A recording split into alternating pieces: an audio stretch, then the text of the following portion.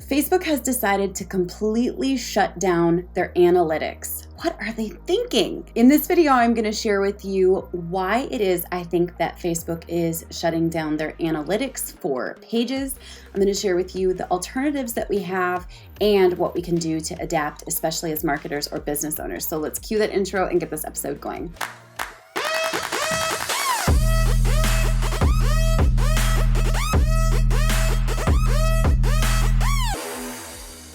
Hey guys, my name is Rachel Pedersen. I'm a social media strategist and marketing consultant for many of the brands that you know and love. Now, recently Facebook shared that they are shutting down their analytics for Facebook pages.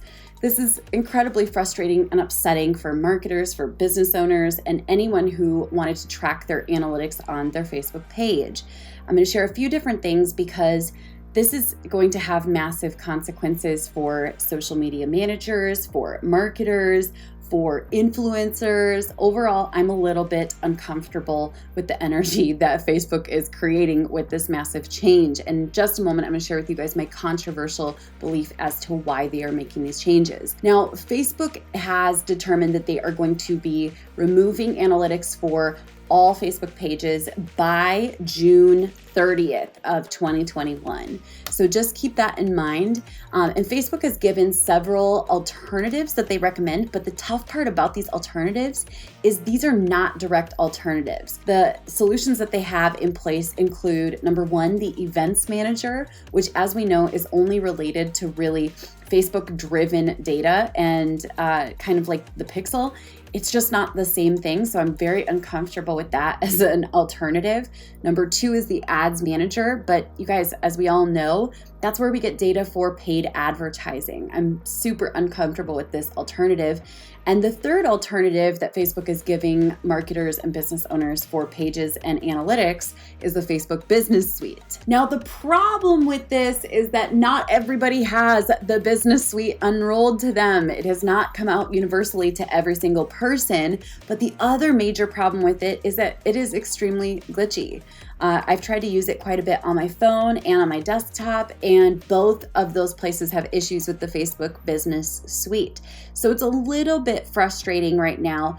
Now, my theory as to why it is that Facebook is removing the ability to access these analytics is because I believe that they don't want people to know their specific numbers. I remember in spring of last year, 2020, we were looking at some of the numbers of growth for Facebook and Instagram compared to growth on like TikTok and YouTube. And they had flatlined in most first world countries, which is not generally speaking a good sign of growth. My belief is that they're shutting down the insights and analytics for many profiles and pages so that people will not have the ability to piece together the data and see how much of the decline is happening on the platform. If creators see how much their numbers go down, they're going to jump ship very quickly to other platforms. Now, what can we do instead?